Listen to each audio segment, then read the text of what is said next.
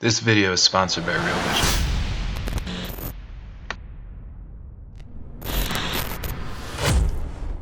Whether you've been with Real Vision for a while or you just signed up, you probably did so because of an interview with the titan of the finance industry. What got me hooked on Real Vision was the interview with Stanley Druckenmiller. So today we're gonna go back and look at some priceless wisdom from the Michael Jordan of investing, the Druck himself. And it's all going down on this week's episode of Real Vision's The One Thing.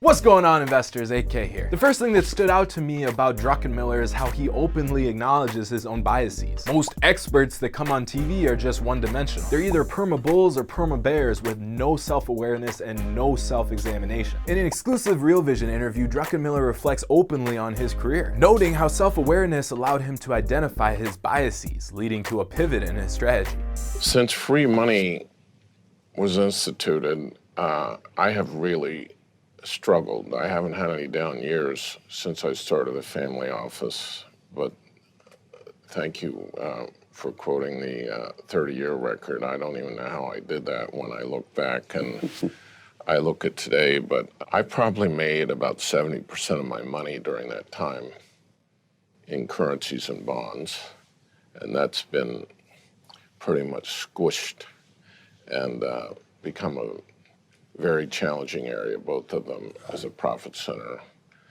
So while I started in equities, and that was my bread and butter my first 3 or 4 years in the business, I evolved in other areas.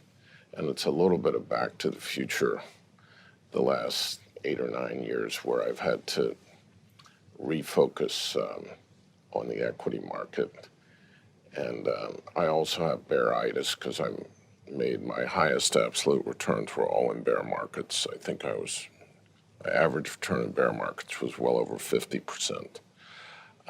So I've had a bearish bias, and I've been way too cautious the last, say, 5 or 6 years, and this year is no exception. Stan has perhaps the best 30-year track record in the investment industry. He's compounded over 30% returns, and he's never had a down year. In over 120 quarters of management, he's only lost money in 5. Even with all that, Druck still remains open about his own struggles. Listen to this nugget of brutal self-critique that he shares about his recent performance. The most troubled I've been about my future as a money manager, maybe ever, is what you mentioned, the canceling of price signals. But it's not just the central banks. If it was just the central banks, I could deal with that. But one of my strengths over the years was having deep respect for the markets and using the markets to predict the economy, and particularly using internal groups within the market to make predictions. And I think I was always open-minded enough and had enough humility that if those signals challenged my opinion, I went back to the drawing board and made sure things weren't changing. These algos have taken all the rhythm out of the market and have become extremely confusing to me. And when you take away price action versus news from someone who's used price action news as their major disciplinary tool for 35 years, it's tough, and it's become very tough. How many of us, or how many of these pundits, can be so humble when we have the right to be the exact opposite? That type of humility is rare. There are very few people, especially public personalities, that are willing to check their ego like that, especially in front of a camera. So is that the secret sauce for self-actualization? Does it all come down to brutal self-examination? Druckenmiller holds himself to such an honest standard. Now, we all know psychology is crucial to investment management, right? I mean, Real Vision has a whole show on psychology called The Mental Game of Trading, which you should definitely check out if you haven't. But mastering one's own mind is a skill that very few are able to develop. Abraham Maslow created the hierarchy of needs, and at the top of that pyramid is self-actualization. Maslow defines it as morality, creativity, spontaneity, problem solving, a lack of prejudice, and acceptance of facts. And I mean, doesn't Druck shine as an example of exactly that? To be successful in the stock market, you need self-mastery. All those technical indicators and balance sheet reading are not going to get you what you want unless you master your own mind. What does Druckenmiller point to as one of the integral points of his process? It's balance. Listen to Stan's comments on the balance his wife has brought him.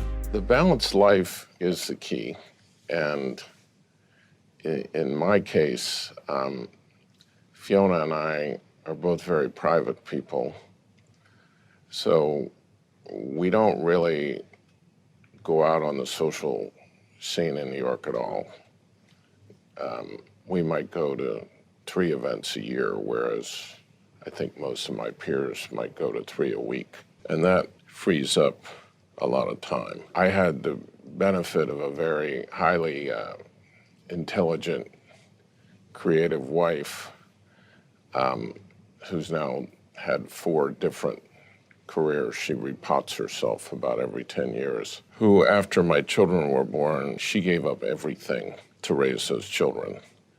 And she did it in a very intense, creative way. She used to have this thing called special time, where each child, 1 day a week for 2 or 3 hours after school, could go anywhere in New York and any activity with her, because she thought it was important with sibling rivalry to have individual time with each. So it all sort of starts with her. And perhaps for a final lesson on humility, how's this for a humble legacy? I'd like to be remembering as not some loud, ostentatious, overly consumptive person in the meantime, but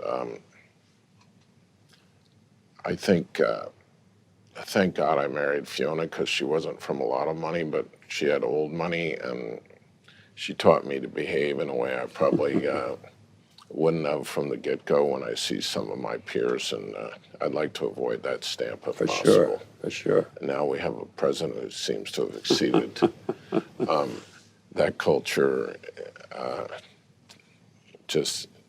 So I guess that would be it, just that I made a difference and lived at least a life with some humility. On this show, we talk a lot about process and strategy and new industries and macro. But this episode is unique because we talk about what we really value, which we do not see in the media enough. Stan Druckenmiller has taught us that the quality of your character and the ethos that you live your life with, the love that you have for your family and the respect you have for your colleagues, those are all key to being successful not only in markets, but in life. And if you'd like to get more wisdom from legends like Druck, then make sure you subscribe to Real Vision. I'll talk to you next week.